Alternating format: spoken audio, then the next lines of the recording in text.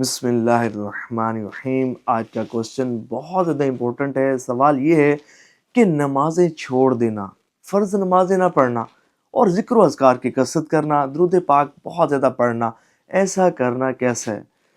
دیکھیں، فی زمانہ لوگوں کی ایک تعداد ہے کہ جو ذکر و اذکار پر بہت زیادہ زور دیتی ہے، وظائف پر بہت زیادہ زور دیتی ہے، تسبیحات پر، درود پاک کی کثرت پر بہت زور دیتی ہے کہ جناب میں 5000 مرتبہ روزانہ درود پاک پڑھتا ہوں، میں 10,000 مرتبہ روزانہ درود پاک پڑھتا ہوں، میں 20,000 مرتبہ روزانہ درود پاک پڑھتا ہوں، لیکن فجر کی نماز نہیں پڑھی، یہ نہیں بتاؤں گا۔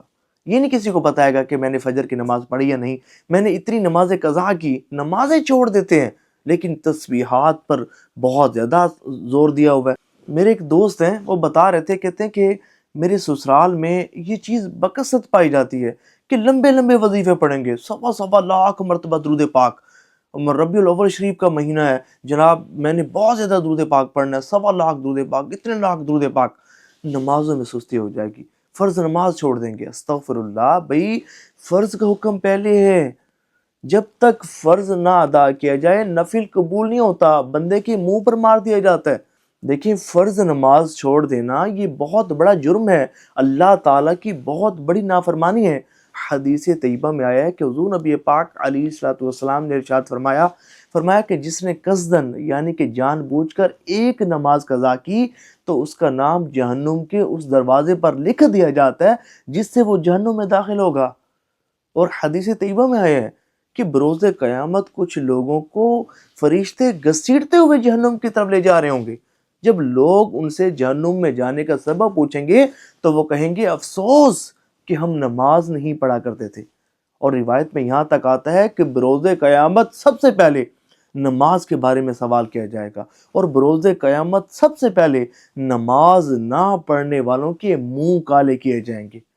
فرمایا گیا کہ کافر اور مومن کے درمیان فرق کرنے والی چیز نماز ہے۔ فرمایا کہ جو نماز کو قضا کر دیتا ہے وہ اللہ کے ذمہ سے نکل جاتا ہے اور اللہ تعالیٰ اس کے اعمال کو برباد کر دیتا ہے۔ اللہ کی وحدانیت کا اقرار اور اس کے حبیب صلی اللہ علیہ وآلہ وسلم کی رسالت کی گواہی دینے کے بعد پہلا فرض نماز ہے۔ ایک شخص ایک اللہ والے کی بارگاہ میں حاضر ہوا، عرض کی حضور یہ ارشاد فرمائیے کہ اللہ کی ناراضگی کی علامت کون سی ہے، کیسے ہمیں پتہ چلے کہ ہمارا رب ہم سے ناراض ہے؟ تو فرمایا بیٹا یاد رکھو، اللہ کی ناراضگیوں کی علامات میں سے ایک علامت یہ ہے کہ اللہ جس سے ناراض ہوتا ہے اس سے سجدے کی توفیق چھین لیتا ہے۔ آج اگر ہمیں سجدے کی توفیق نہیں مل رہی، اگر آج ہمیں باجماعت نماز پڑھنے کی توفیق نہیں مل رہی، تو سمجھ جائیے کہ ہمارا رب ہم سے ناراض ہے، کہ اس نے ہمیں اس قابل ہی نہیں سمجھا کہ اس کی بارگاہ میں حاضر ہو کر اسے سجدہ کر سکے۔ دیکھیں، درود پاک تو زندگی میں ایک مرتبہ پڑھنا فرض ہے، اور پھر جب حضور نبی پاک علیہ السلام کا نام نامی اس میں گرامی سننے کا یا لینے کا شرف حاصل ہو تو ایک مرتبہ درود پاک پڑھنا واجب ہے، اس کے بعد تو مستحب ہے۔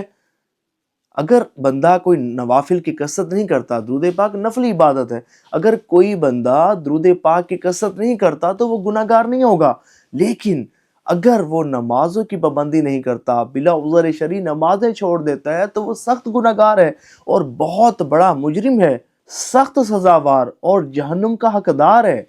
اپنی جانوں پر ظلم نہ کریں، سچی پکی نیت کریں کہ آئندہ ہماری کوئی بھی نماز قضا نہیں ہوگی۔ میرے شیخ طریقت امیر اہل سنت فرماتے ہیں کہ مرد کے لیے سب سے بڑا وظیفہ 5 نمازیں باجماعت مسجد میں تکبیر اولیٰ کے ساتھ ادا کرنا ہے، اور یہی وہ بابرکت وظیفہ ہے کہ اس کو کریں گے نا، 5 نمازیں پڑھیں گے، اللہ تعالیٰ رزق کی وسعت بھی عطا فرمائے گا، پریشانیوں سے بھی نجات عطا فرمائے گا، آپ کی حاجات بھی پوری ہوں گی، رزق روزی میں بہت زیادہ برکت ہوگی، اللہ تعالیٰ کی بہت زیادہ رحمتوں کا نزول ہوگا، اللہ کی امان آپ کو نصیب ہوگی، اور سب سے بڑھ کر یہ کہ اللہ کی رضا نصیب ہوگی اور اس کی رحمت سے اس کی جنت میں داخلہ نصیب ہوگا۔ اگر کوئی شخص یہ سوچتا ہے کہ میں فرض نمازیں چھوڑ دوں اور صرف درود پاک کی کثرت کروں اور میری روحانیت بہت زیادہ ترقی کرے، تو یہ شیطانی وسوسہ ہے۔